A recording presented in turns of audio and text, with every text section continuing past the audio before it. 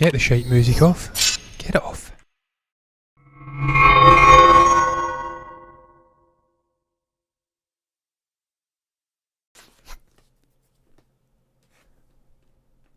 Well, hello and welcome to this Thursday's movie news. I'm trying to sort my watch out.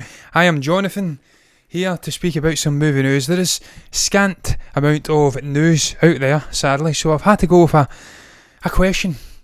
Question that's been pondered by, not me, but some half-wit over at Cinema Blend, who's already complaining about being exhausted with the whole MCU foray into Disney Plus and TV shows, exploring the medium of TV with characters like Loki, Wanda, Vision, Bucky Barnes, Sam Wilson. This person is already bored of Marvel content and we have not even got to the movies yet. So I posed the question, seeing as though there is a real dearth of movie news out there, are we finally about to get the dreaded superhero fatigue in the year of 2021?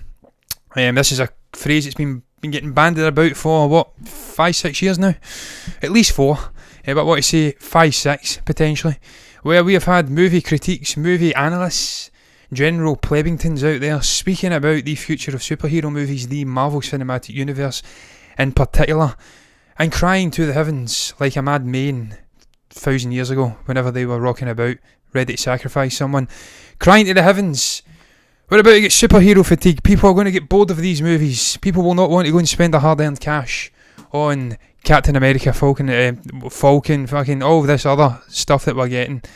They won't want to do it. I'm trying to find my mouse cursor here. I do apologise. Bit chaotic at the start of this show. Where is my mouse cursor, man? Where is it? There it is there. And yes, I will bring it up. This is the article in question. There is a macro. I don't know what the fuck I am doing here. Some start. Yeah, but could just be crying just the end of comic book movies. And it's usually the same people who love to go and watch soppy rom-coms. The likes of Meg Ryan and, Jodie Foster. People like that. These people who are quite hateful and don't want to see billion-dollar Ant-Man movies, don't want to see nigh on $3 billion Avengers Endgame movies. They don't want to see performances like that. They deem these movies to be... what was it Martin Scorsese called them? Theme park ride or some shit like that, I don't know. A theme park movie. I think that's what he called them. I'm paraphrasing poor Marty. But yeah, this is the question, or this is the article. Sarah L. Mahmood has been lamenting her exhaustion at the hands of Marvel content in the first half of 2021. And of course, it's only going to get better as we move into the second half. We are not going to have many more TV shows coming out, but we will certainly have a fucking huge array of momentous moments in terms of movies. Black Widow's coming out, Shang-Chi and the Legend of the Ten Rings is coming out, Eternals, next big ensemble release on the Marvel calendar, set to come out, and then we have everyone's favourite friendly neighbourhood superhero, Spider-Man No Way Home, is set to come out in December. 4 momentous movies of differing scales and differing ramifications in terms of the future of the MCU, set to come out after the month of June. So this Sarah character has been exhausted apparently. Now I'm not going to read the entire article, needless to say, you get it from the actual title. Black Widow isn't out yet, and I'm already exhausted by Marvel's 2021 slate. And I'll read the first paragraph because, it's a very long and winded opinion piece. And I'm not for reading other people's opinion pieces, I'm for giving my own opinion pieces.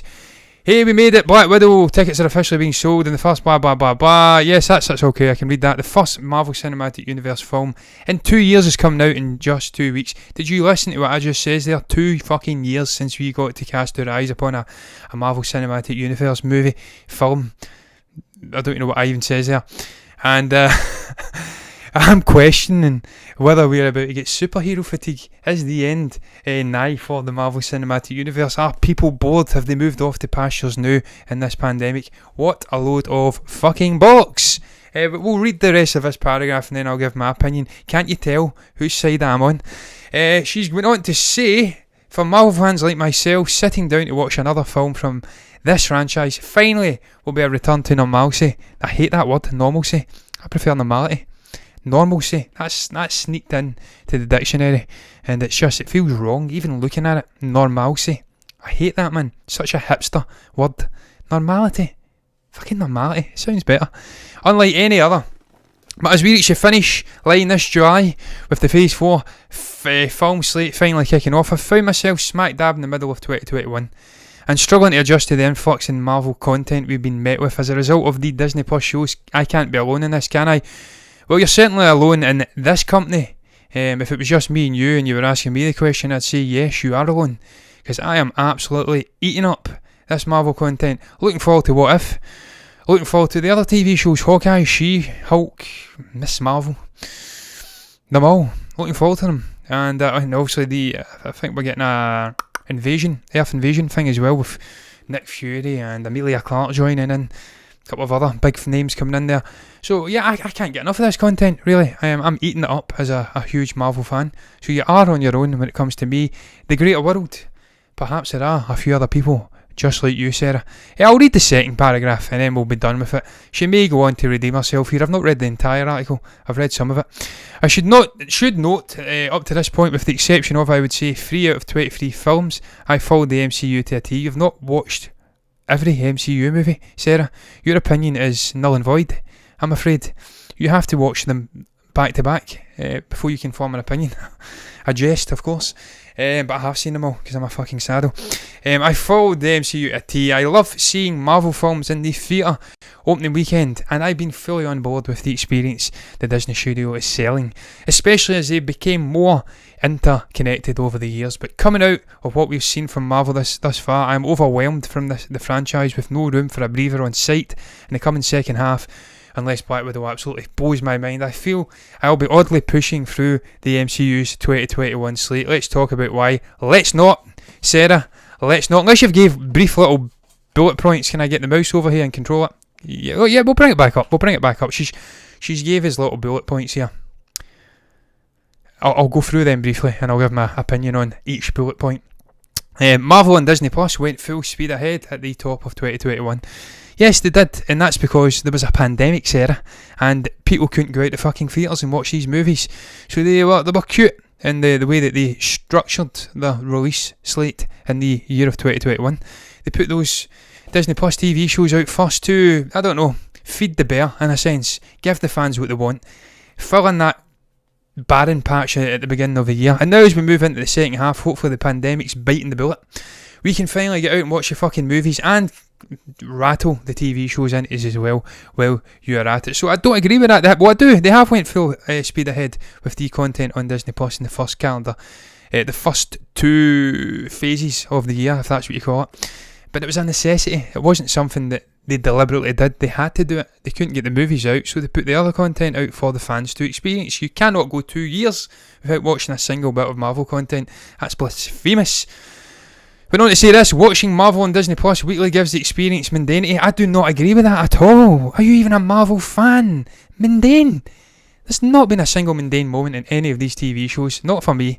As a Marvel fan, I've loved balancing this hexagon universe, alt universe, the grief of WandaVision, of Wanda Maximoff, I should say, the existence of Vision, would he survive? These little kids, the Agatha Harkness, what isn't it? Is it Agatha? The Agatha Harkness, that's what her name is, isn't it? The Catherine Hahn character. I love watching that. That was a great little TV show, brilliant. Still the standout for me so far. You're pondering the what would you call it? The passing of the baton of the shield, in a sense. The evolution of Captain America, what it means for a black man to take that shield. I thought that was a fascinating watch. You put in Bucky Barnes and his try to go over these demons of the Winter Soldier. Again, there's nothing mundane about that for me. It was fucking brilliant. I was eating it up, man. And then now we're on to Loki, and this variant and the rogueness of this variant and his sort of Lady Loki alter ego, and Sylvie, and obviously where that's going to go. I don't think it's been mundane so far. There's been a lot of conversation. Some people don't like that. I personally do like my conversation. So for me, there's been nothing mundane at all about the weekly consuming of Disney Plus Marvel content. I still think it has been pretty damn entertaining, and it's filled in that gap that was missing for the better part of a year and a half.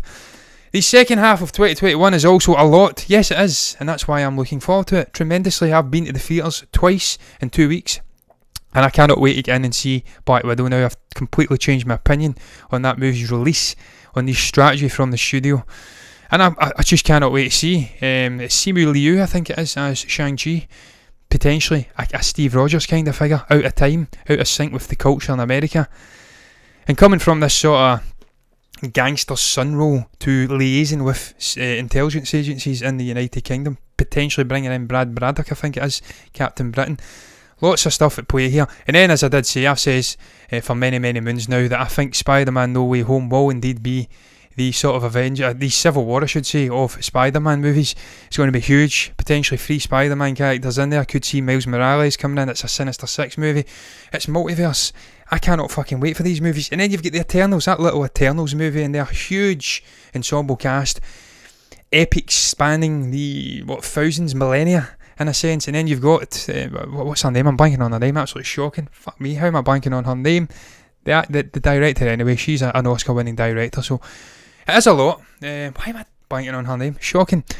It's a lot, but it's a good lot. We've waited 2 years for this. Do not deny it, Sarah. So I disagree. Can you see the opinions starting to form here that, in a sense, I don't think we will ever have superhero fatigue as long as Kevin Feige is sitting in the sort of driving seat at Marvel, at Disney.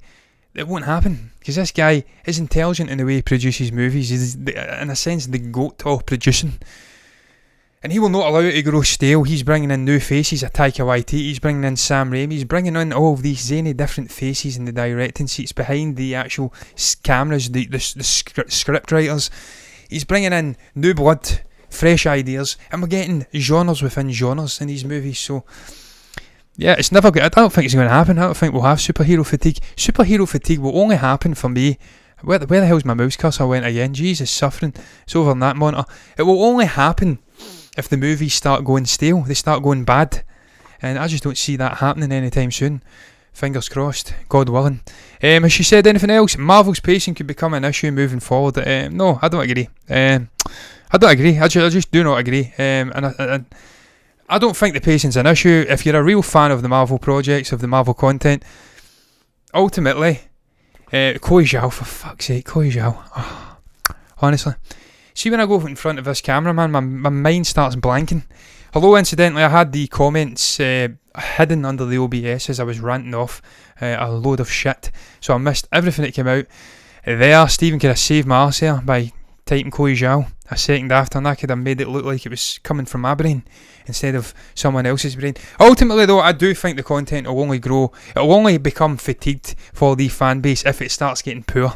And I don't think there's been a lot of poor movies in the MCU. Oh, the camera just flashed there. I see Elevator says they only really screwed up twice with Iron Man and Thor. Yeah, exactly. And it's 23 movies, so 21 decent, very good movies in terms of the sliding scale of quality in there. They've only really made an arse of it twice, and even then they had Ben Kingsley in that movie, albeit it was cultural appropriation.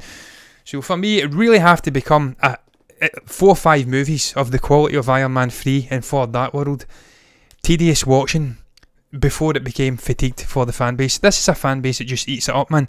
Stephen sent me a comment or a message before I came on. I think there's a new Shang-Chi trailer dropped. I cannot wait to see that trailer. I'm counting down the days, the minutes, the seconds until we get a Spider-Man No Way Home trailer. This is trailers I'm talking about, man. So for me, I can't get enough of these movies. They'll never become fatigued to me. And all of the points she's just made are just absolutely pish for me. I love the array of content, different mediums. That's what I'm enjoying about Star Wars as well.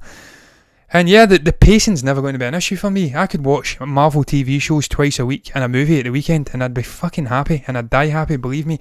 But other comments, personally I don't think there's too much. I feel they're just making up for last year. Exactly, man, they are. We missed an entire year of movies and it's great that they have to fit them all into some little period, because it's you get to go out the theatres and watch these great spectacles unfold upon you in front of your eyes.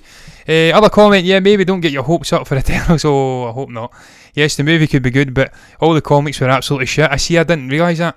So there's always that chance that they might not be good storyline wise. There's just an issue with those stories as well, those Eternals, or that Eternals plot finding its way into the Marvel Cinematic Universe.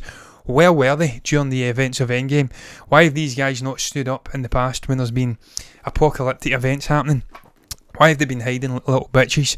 That's going to be hard to explain for Chloe Zhao, for Kevin Feige, unless they somehow fit it into the timeline in a way whereby it meshes nicely with Endgame, and we see them maybe working in the shadows behind the scenes, affecting things. And it's not just the Avengers that actually save the universe, it's actually these guys doing things as well.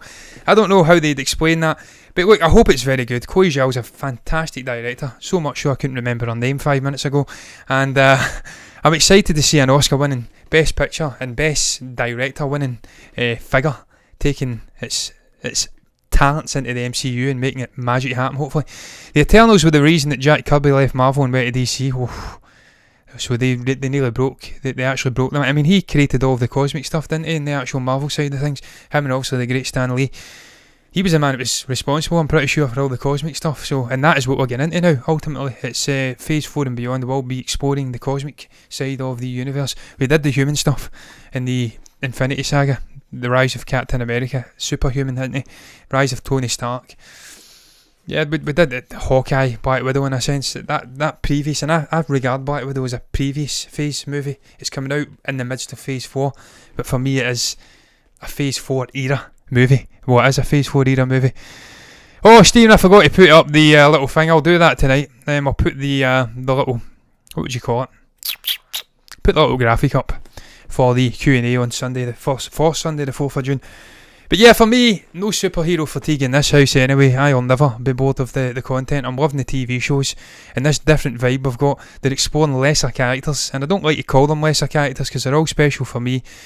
But we're getting to explore these characters in 6-8 hour increments, and it's a nice change of pace for me. And we're giving these characters who would never have the chance to have their moment in a big movie the chance to flourish, and we're seeing different sides to them. So I've really enjoyed the TV content so far. It's not coming out too quick for me. In fact, I would like to see more because I'm a greedy bastard. And then obviously you get the movies coming out the second half of the year. It's going to be absolutely dynamite. What a time to be alive, man, for a Marvel fan. Now it's the Multiverse Saga, not confirmed. It makes sense to be called that. Yeah, it's going to be intriguing what they actually do call this next saga, because of course it was the Infinity Saga before. We've got another 10 years of storytelling to happen here. What are they going to champion this saga? Multiverse wouldn't be a bad shout, man. I'm hoping that Multiverse of Madness and No Way Home don't close the sort of the chapter, the book, terrible analogy, close the door, that's probably a better analogy, on the multiverse concept. I hope this is something that continues to worm its way through this entire saga phase of storytelling and of movies, because it opens the door for a Natasha to come back if you want to do it, and you can say that would lessen the emotive impact of Endgame.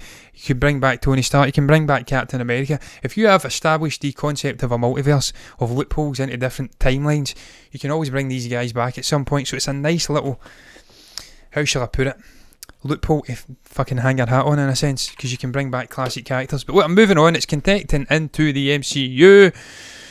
Does Red Guardian have a future in the MCU? I have posed down there.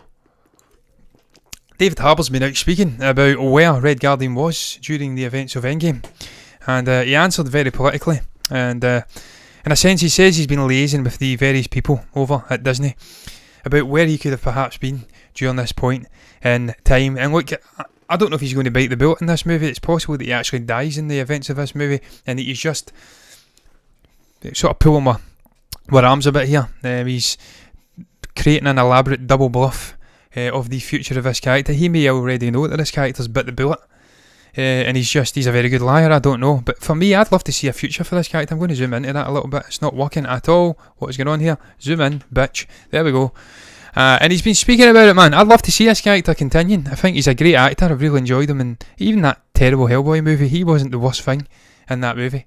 And I'm so intrigued by this Red Guardian character, the aesthetics of him. He's old, he's over the hill in a sense, he's got the belly shooting up again, and look, just the concept of a Soviet Captain America, the yin to his yang. I don't think he's superhuman by any means. I don't think he has a serum in him. I don't know if he does in the actual comics. He doesn't strike me as a super soldier just looking at him, but perhaps he is. But it's an interesting character, man, and I'm really intrigued to see this character perhaps flourishing in the MCU, maybe coming in at some point in the future if he doesn't die. But this is what he had to say about it when asked, where was he during the events of Endgame? Is this the actual quote? It is, isn't it? Yeah, it was. He says this: I mean, the fun thing about this entire thing, I can't even see because of the camera, is that I'll move it over a bit because I'm deliberately hamstringing myself here. and it's stupid, really. Get that down. Don't care about that. Bring that over. Boom. There we go. The fun thing about this entire thing is that we go back and we build out this structure for something new. See, I love that about Black Widow. It's an old story. We're looking at a character that's already gone, but we're introducing some new things. Yelena, Red Guardian, the Rachel Weisz character who I was speaking about, who I think is going to be a villain.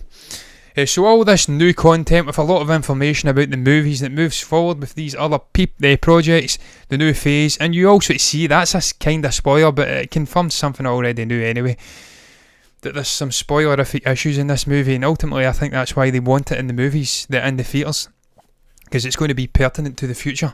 Although it's a flashback and you're looking at the, not an origins, but where she was at this point during Civil War, just after Civil War. It's the past, but I think there is going to be things that are intriguing for future stories and future characters, conflicts, whatever the fuck you want to call it. And that's, I think that interesting that he's actually kind of confirmed that, the new phase. And you also get to introduce these new characters. Kate Shortland and I had all kinds of speculations about where Red Guardian is and what happens to him. There were a lot of fun ideas that we had, but I haven't asked Kevin Feige himself. I'll do that later. So that kind of, unless he is doing an elaborate double bluff, that's kind of confirming that the Red Guardian character does make it out the events of Black Widow, because of course this was set before the events of Endgame, so this isn't something that happened after Endgame, and it's a sort of bum note or whatever the fuck you want to call it. It's not an issue, because we know he survives. This character could have died in Black Widow, unless, as I said before, he's doing a double bluff. This character seems to have made it out of the movie, because he's speaking about the future. He's speaking about asking Kevin Feige at some point in the future where he was, what's the future for the character, can he come back please. So I'm hoping that's the case, because for all the reasons, the aforementioned reasons I says, I think he's a very interesting character. It's something that's not really been established in this MCU, unless I'm forgetting, of a superhero that's kind of already past his prime. You could maybe say Ajaya in Falcon and the Winter Soldier. He was a super soldier from that programme that wasn't treated as nicely as Bucky Barnes or as Chris Evans, as Steve Rogers. Don't know why I said Chris Evans. That's kind of an over-the-hill superhero. I can't recall it, and perhaps actually Steve Rogers himself when he comes back and he's handing the shield over.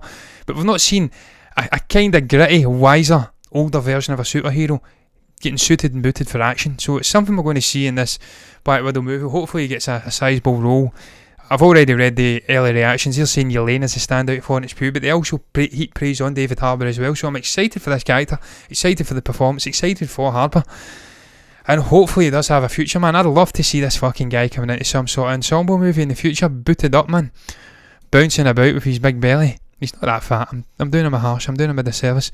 But I'd like to see this guy have a future. That's what I'm saying. I'm moving on, though, to something I don't want to have a future. I'll take that back. Something I don't think is entitled to a future. There we go. And it's not a slant on Margot Robbie. I just think the character doesn't have enough about her to actually have her own movie. This is a minor character, man. This is the kind of character, Harley Quinn that is, that's getting a TV show over at Disney, because they know in their heart of hearts it doesn't have box office appeal, and it will not ultimately bring in a huge profit that makes it all worthwhile. This is why Disney are doing Loki TV shows. They're doing Falcon and the Winter Soldier. They're doing WandaVision, She-Hulk, Miss Marvel, Hawkeye, exploring minor stories on a smaller scale, but still the big budget experience. Because these TV shows aren't getting made cheap. They're fucking expensive. This character for me doesn't have enough about it to get its own movie, but we'll get into that. I'm not going to linger on this too long. This is a filler topic, very much so. But it's James Gunn. He's been out speaking. He was asked, and asked me anything on Instagram. Would he be interested? Now I'll read the question itself. I'll not paraphrase it. Would you ever consider making a standalone Harley film? Because she's a bad bitch, she is, and can do it. I don't know if she can do it. She can do it on the actual screen. I've no doubt in my mind she can beat people to a pulp and be sort of psychopathic and laughing afterwards. But as a standalone movie, don't know about that. He replies, I definitely would, yes. So James is up for it. Are DC up for giving her a standalone movie? Well, after the fantabulous emancipation of one Harley Quinn, Birds of Prey, in the performance of it, I don't think they will be up for giving this character its very own standalone movie, because the character has not really earned it. That was an ensemble movie with multiple different characters. I think it was Huntress and a couple others, with Black Skull played by Ewan McGregor. And the only other movie it's been in prior to that character is Suicide Squad. It was a disaster, but she still had Will Smith in there, she still had Captain Boomerang, she still had your man Joel Kinnaman. She had all of these figures adding and sometimes aiding, I should say, from the performance. But she was a great character in that movie. I'm not doing her a disservice. I think Margot Robbie's amazing, multi-layered figure, does producing, does acting. But for me, the character doesn't have enough about it to have its own standalone movie. As I did say prior, without Joker, she's a side character to Joker in the comics, in the games that I played, the Arkham games. She was a sort of love interest, and they sort of changed Joker into the Harley Quinn figure in Suicide Squad. He was a jilted lover who was hanging on her coattails, and that pissed me off, I'm not going to lie, because when you bring in an Oscar winning actor like Jared Leto and you resign him to being a jilted love interest who has like 5 minutes in the fucking movie, it was a complete disservice to that guy's acting ability. It was a disservice to his take on the character. And then you follow that up by giving him a slap over the face with a wet kipper, by giving Joaquin Phoenix the role in a standalone movie that he probably yearned for after the disservice that was granted to him in that Suicide Squad movie. But where am I going with this, man? Harley Quinn's a love interest to Joker, and if you're not doing Jared Leto's Joker, why the fuck would you do a standalone Harley Quinn movie when she, in her big epic sort of outing post Suicide Squad, had a box office flop, man? They had to change the name of the movie fucking 2 weeks into its stint at the box office because people weren't going to watch it. So for me, nope. Nice of James to come out and say he would do it, but the character ultimately I don't think is going to get its own movie. I don't think DC will do it. They're not even greenlighting a fucking Man of Steel 2 movie. I love Man of Steel. I think I'm one of the few people on the planet that seem to like Man of Steel. Henry Cavill, you talk about people who have been did a disservice to. Henry Cavill not getting another Superman movie, proper Superman movie. If they will not greenlight a Superman movie, why the fuck would they do a Harley Quinn movie? But hey ho, they would say, and what they have says, that the character doesn't have momentum. Where's my mouse, man? What is going on with this mouse? It's doing my nappering. The character doesn't have momentum. That Harley Quinn has more momentum. That Margot Robbie is the sort of the darling of many audiences' hearts, and that she has momentum. What a load of fucking shite that is, man. Momentum. Superman also has momentum. But look, that's for another day. Moving on to this fourth topic in the show. It's all about Candyman. I don't know why I'm doing this. The whole wide world in his hands. Steve Buscemi and Con Air. He's got the whole world. Right, anyway, moving on. Candyman. Now, I recall as a little kid in primary school back in the mid-90s, being regaled of the tale of Candyman. You see his name 7 times, I think it is, and he will appear to you. Hail Marys as well, in the mirror, and she'll appear behind you. And it was a continual presence in my childhood that haunted me, that and Freddy Krueger and Tim Curry's It, Pennywise, haunting figures throughout my childhood. And I finally did watch the movie fairly recently, actually. It was a movie I never actually watched, and it's a weird fucking movie. It's dark in places, and this guy, he's just a towering sort of villainous figure who appears out of nowhere, haunts people, get that really deep, demulcent, if you'd call it, dulcet tone to his voice. It's such an interesting horror, and for it to be rebooted by Jordan Peele and Nia DaCosta, who's the heir apparent to Jordan in a sense, intrigued me. It intrigued me quite a bit. The figures involved in this movie. Now we're getting a semi. I want to say they're saying it's a fresh spin on the iconic urban legend. So let's get right into it, man. We'll fucking zoom in here and try and read it, because I'm reading it off another monitor which is directly in front of me, because there's a ring light blocking my vision over there. Vision. This is the synopsis of the movie. It was actually, I watched the trailer incidentally. The trailer was brilliant. Trailer 2, so dark, man. That guy's a unit, incidentally. I don't know what the actor's name is. He's unbelievable, man. The guy had his top off, man. He was an absolute Adonis of a figure. That's the physique I'm yearning for, and I do my pull-ups and my weight training. Such a dark, creepy tone to it. I just hope they've not gave too much away, because there was a lot going on in that second trailer. But he was narrating, in a sense, the synopsis, the origins of Candyman in this movie. And this is what he had to say. For as long as residents can remember, he wasn't narrating it, someone else was. He was being regaled of the origins, and he became obsessed with this guy and wanted to go and find him, and by fuck he finds him. The housing projects of Chicago's Cabrini Green neighbourhood were terrorised by a word-of-mouth ghost story about a supernatural killer with a hook for a hand, easily summoned by those daring to repeat his name 5 times, it's 5 not 7, into a mirror. In the present day, a decade after the last of the Cabrini Towers were torn down, visual artist Anthony McCoy, Yahya Abdul-Mateen, that's who it is, man, it's Yahya Abdul-Mateen of Black Manta fame, fucking unit, what a physique he's got. Mad respect to that, yeah, he's worked his balls off for that. HBO's Watchmen, Us, and his partner, gallery director Brianna Cartwright. Tiona Paris, if Bill I'm not reading all the fucking movies, man, I'll be here all day. Where is this goddamn cursor, man? The mouse cursor. Move into a luxury condo in Cabrini, now gentrified beyond recognition and inhabited by upwardly mobile millennials. Now, this isn't what I was wanting, man. This isn't even the fucking origins. The origins, in a sense, was him giving out candy to little kids, and the police come and they shoot him. They kill him on the spot. Something's playing here, man. I don't know what it is. We'll get that away, because I'll get copyright striked. That's Candyman speaking. He's going to haunt me tonight.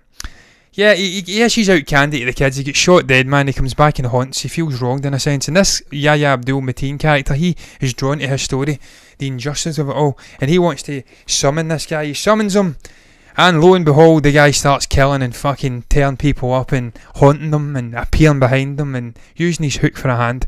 I hope there's a fly scene with the bees where they're all over his innards again. So that origin story, that synopsis, in conjunction with the actual trailer, has got me very excited for this movie, man. I was excited anyway. Nia DaCosta, getting the blessings of Jordan Peele, a great horror director. That was enough for me. So I'm now on board for this movie big time, and it's coming out in the theatres pretty damn soon, I'm sure. Ruth says, I think this is an interesting reboot. The original actor was Tony Todd. They says there was a couple of actors coming back from the originals, that there was a semi-connection with the previous universe, so they're rebooting it, but it's a soft reboot. It's a cosy sequel in a sense. But it's also a fucking hardcore. It's an out-and-out reboot, man, because it's not I don't think it's the original guy that's playing Candyman. So yeah, is it the original, man? Now I'm not even sure. Is it Tony Todd that's in it? They did say 2 actors were coming back from the original movie. I'm pretty damn sure of that.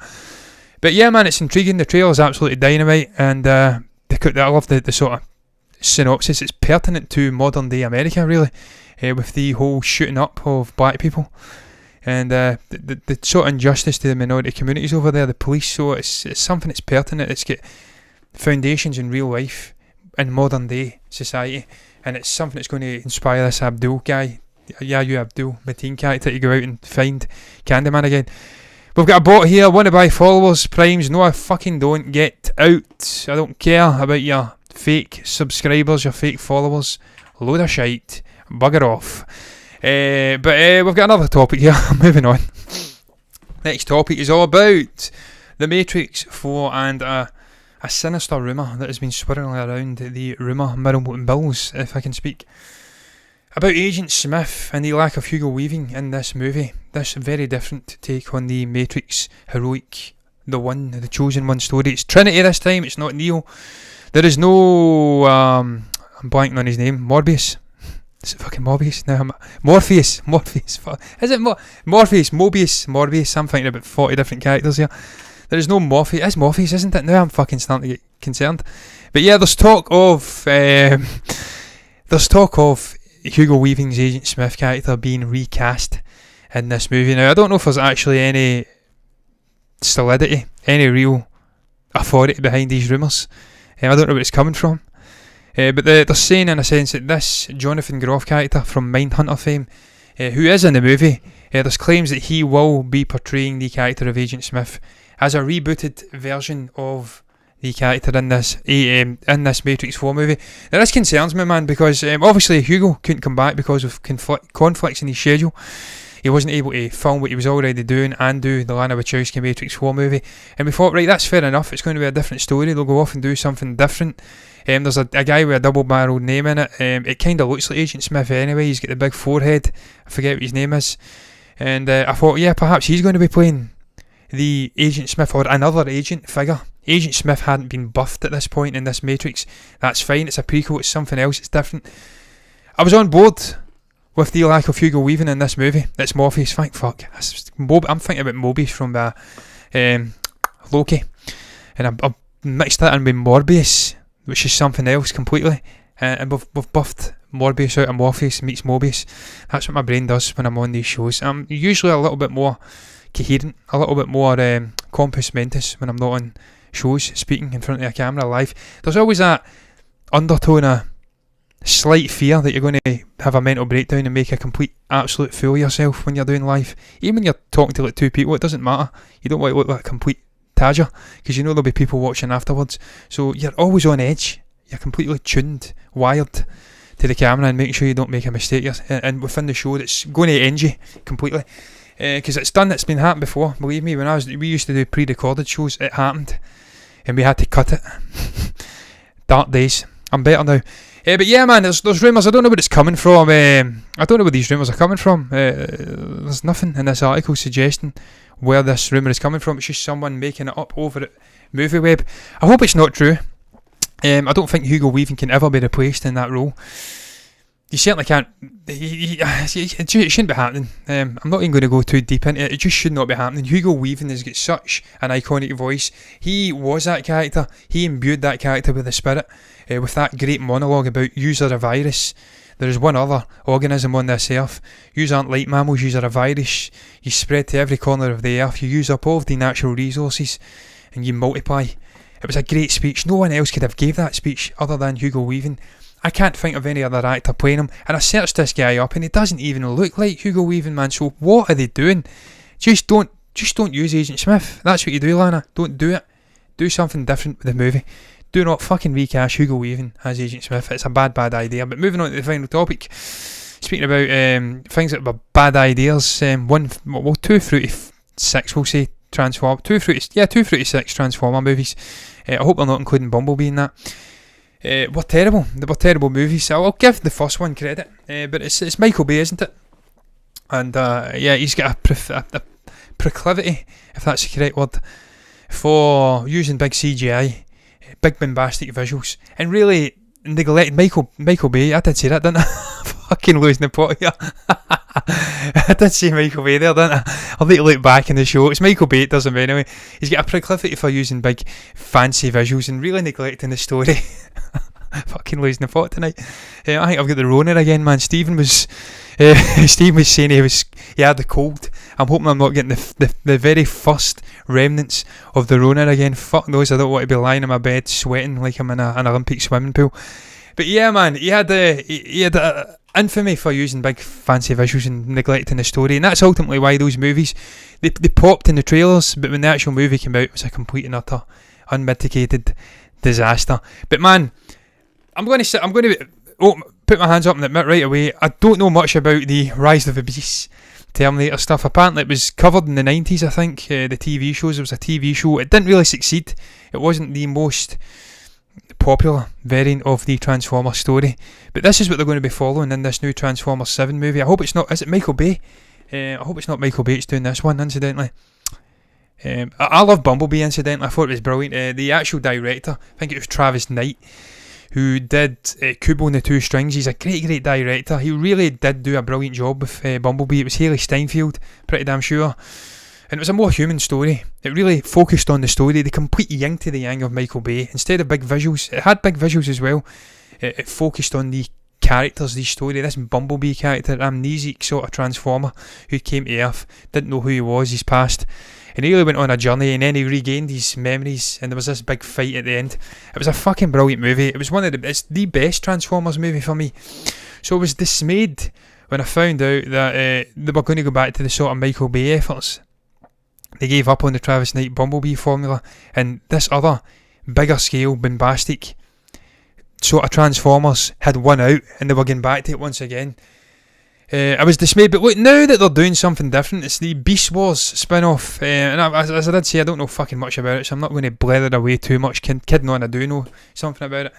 I'm not even going to waste my time reading this. This is the end of the show, so we'll go off and we'll wing it here. Now that they're going off and doing a Beast Wars, Rise of the Beasts, I think they call it, storyline, it fills my heart with some hope that they have learnt something from Bumblebee. That they're not going to continue to just churn out the same old, identikit, paint it by numbers, whatever the fuck you want to call it, Michael Bay, CGI fests, that were just shite movies, man. They have realised that they can't continue doing that, so let's do something akin to what we did with Bumblebee, but on a bigger scale. Rise of the Beast, different characters, different formula, a new start, do something different with it, a new director, hopefully, and hopefully it works for them, man. Because look, these movies have got great potential. I grew up with the Transformers when I was a kid, had all the toys, an incredible concept, alien sort of landscapes, these big towering things coming down, these huge fights. It should work, but for some reason it didn't, and hopefully now it will work, that they're doing a new take on it. But look, I'm done, man. I don't know enough about it to speak about it with any degree of confidence. I'm going to round the show up now. What is your thoughts on the array of topics that I touched upon on the show tonight? What do you make about the MCU in the final half of this year? Going absolutely bonkers, releasing 4 different movies, multiple TV shows.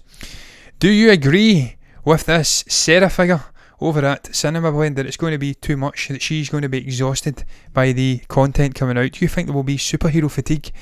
I personally don't. I think that's absolutely pish. I think we will get a lot of great movies, a lot of great TV shows, and there can never be enough MCU. What's your thoughts on it though? You can comment down below. What do you make about the other topics? Candyman, everything in between. You can comment below if you've got anything to share and you feel compelled to do so in the comment section. You can also like the video if you've enjoyed it, subscribe to the channel on YouTube, hit the follow button over on Twitch if you want to see more content like this in the future, and you'll get me, Stephen, back here tomorrow reviewing Jigami Fandarum, another Danush movie. But look, until then guys, I'm done. Bye bye. Bye Ruth.